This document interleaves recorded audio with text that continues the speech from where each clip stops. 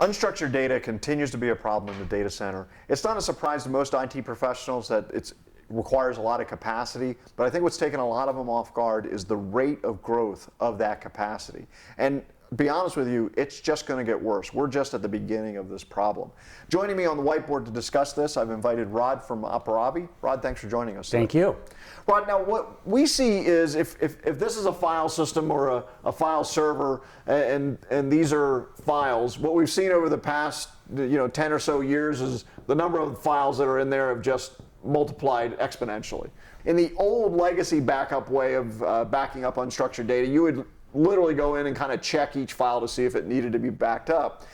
And what I think semi-modern applications are trying to do is just scoop these up as one big image and then dump it off to secondary storage. But there's problems with that method too, right? Yes, there really are, George. The really big issue that you start running into is when you scoop this all up as an image, you're managing that as a single object, a single image. There's no way to crack that image. Yes, you can probably mount that image as a file system, but then to remove data or actually copy individual files actually just moves the problem one step out, from here out to here, to try and manage the data. Yeah, so all the workarounds just create a higher level of complexity, yes, right? Yes. Now what's interesting is, and we're going to go through your guys' architecture, you guys are doing this really in an entirely different way, right? Can you talk a little bit about that? What we do actually is we walk the file system and we find all changed files.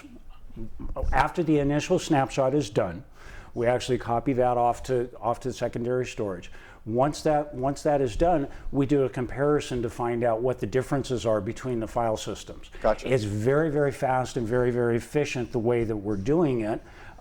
With that, we can very quickly recognize what files actually need to be changed. From after the first snapshot, from after the first copy, we never copy that file again. How do you guys store this architecturally, both on-prem and in the cloud? Okay, so the first thing, I'll draw it out here. Sure. The first thing we have is your file server, which has an agent installed. Okay. And let's say it has the disk drive sitting here, or the storage that you actually want to protect. The first thing it does is we have an appliance up here.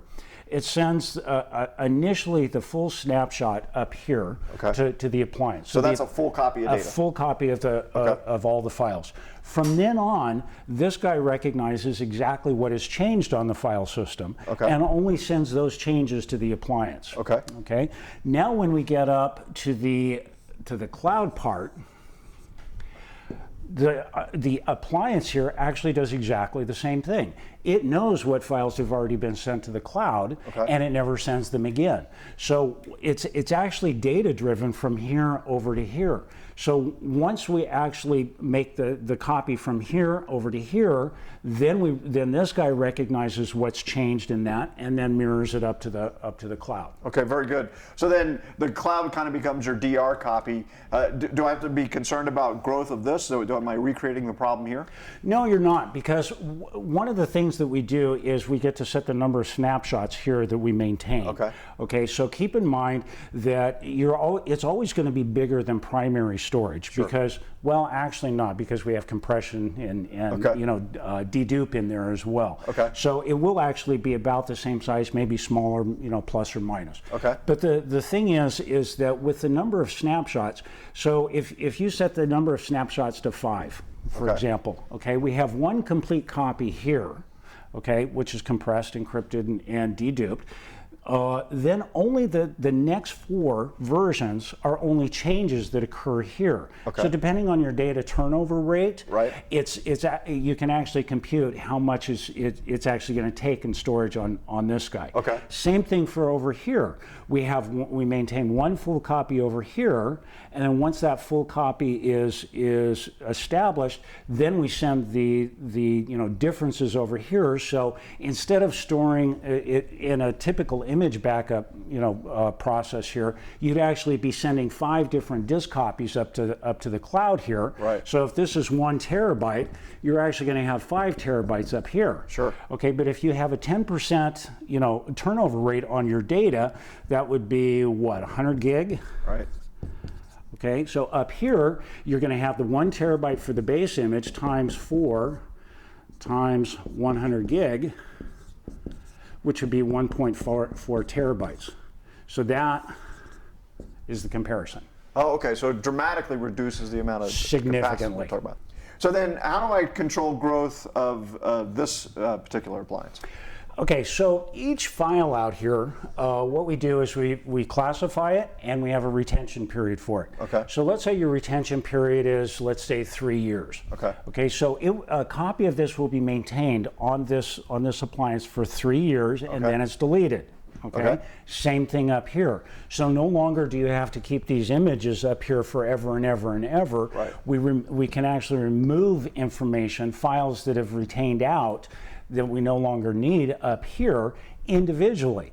Once again, with an image backup, you can't do that. You can't just remove a file out of the middle of an image. Well, and that becomes really important with regulations like GDPR, where you're going to have to be much more specific on files, correct? That's huge. With the right to forget, you have to be able to remove data out of the middle of a backup set or an image. Right. With images, it's darn near impossible. You just can't do it. Can you have different retentions in these two locations? Yes, you can. This can be retained for 3 years, and this is the last 5 snapshots. Okay. So this could be relatively small. Yeah, it can be relatively small. If once again, if we have 5 snapshots, it's going to be 1.4 terabytes over here, 1 terabyte over here. But you may allow this to grow up to 150 snapshots or 3,000 snapshots. Okay. What's the installation experience like for the user? I mean, obviously they already have a legacy backup solution. This is going to probably save them a lot of both time and money, and hopefully better protection. What's the installation look like for them? Very simple. You just download an agent, put the agent on, set up your appliance. There's actually another piece up here that we call the platform server. The platform server is hosted by Aparavi themselves. You can host it if you want to in a corporate data center. But the web app server is actually the main command and control of all these things. This is where you go. This is where you connect with your browser and say, okay, I want to set certain policies and things like that. When the user actually sets the policies up here, they're automatically pushed down to here. So once you have a corporation set up or your company set up your appliance, it automatically inherits the policies from the platform. Connect a new agent. You don't have to do anything except install the agent. It automatically pulls down all the policies that need to be implemented. And so then I would also think that makes scale significantly easier, right? If I'm a multi-site corporation or something like that, I can distribute those policies pretty easily. Yes, yeah, it's automatic, because when you set a policy, there are certain hierarchies that you can set the policy on. You can set it way up at your organizational level, you can set it up at the appliance level, or each individual agent. Now, we don't have the concept of jobs or anything like that like traditional backup. They're all policies. So data falls within a policy, it's recognized and then acted upon within that policy.